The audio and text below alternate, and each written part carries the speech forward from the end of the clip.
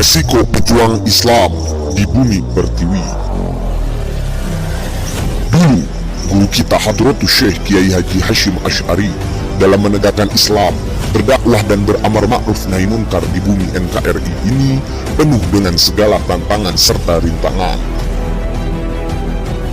Ketika tentara Jepang datang ke Indonesia, mereka mewajibkan bagi siapapun yang ada di Indonesia untuk melakukan shikei, yaitu membungkukkan badan sebagai penghormatan terhadap dewa matahari.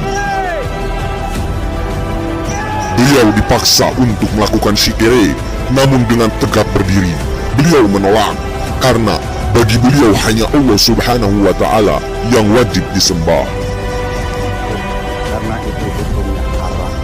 Karena penolakan itulah beliau ditangkap dan ditahan. Bahkan mengalami banyak penyiksaan fisik, hingga tulang-tulang jari tangan kanannya patah, tidak bisa digerakkan. Sungguh biadab dan zalim perlakuan tentara Jepang terhadap beliau. Sama halnya dengan saat ini, Imam besar kita Habib Rizik Syihab diperlakukan secara tak beradab dan zalim karena kegigihan dan keberanian beliau dalam berdakwah, beramar ma'ruf nahi munkar, menegakkan syariat Islam di bumi Indonesia. Hal tersebut menjadi cambuk bagi para penguasa yang menolak aturan-aturan Islam dan yang akan menjadikan negara Indonesia sebagai negara sekuler, liberal, dan komunis. Beliau dirayu dan dipaksa untuk menghentikan berbagai aksi bela Islam di Indonesia, sebab mereka ketakutan tatkala umat Islam Indonesia bersatu melawan segala bentuk penistaan dan kemunkaran.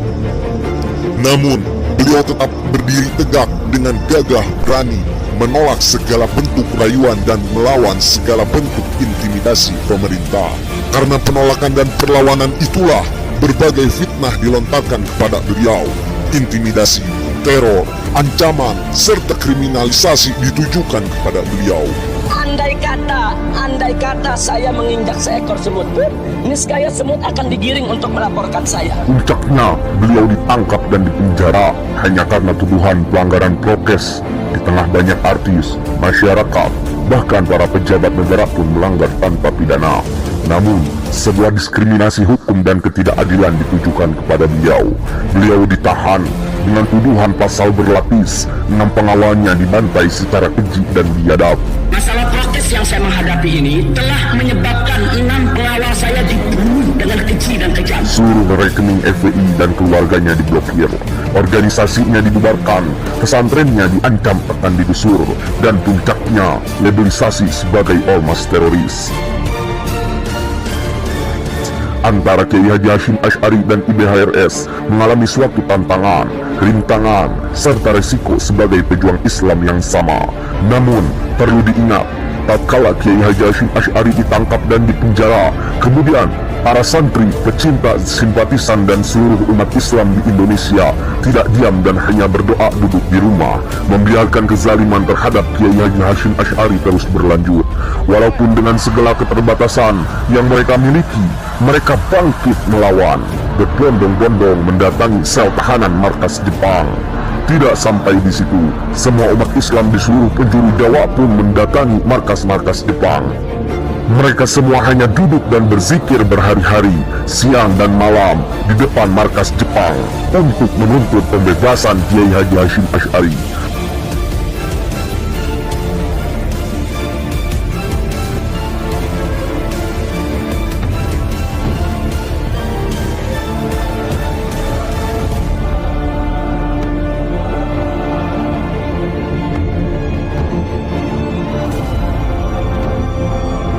Tokoh-tokoh Islam yang lain pun ikut berjuang mendatangi tokoh-tokoh Jepang dalam upaya pembebasan Kiai Haji Hashim Asy'ari, sampai dibebaskannya Kiai Haji Hashim Asy'ari dari tahanan dan kembali pulang.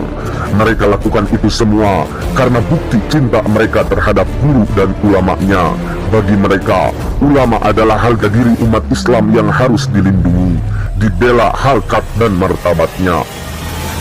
Saat ini IBHRS, seorang ulama, bahkan cucu Rasulullah SAW masih di dalam tahanan bersama 6 ulama lainnya.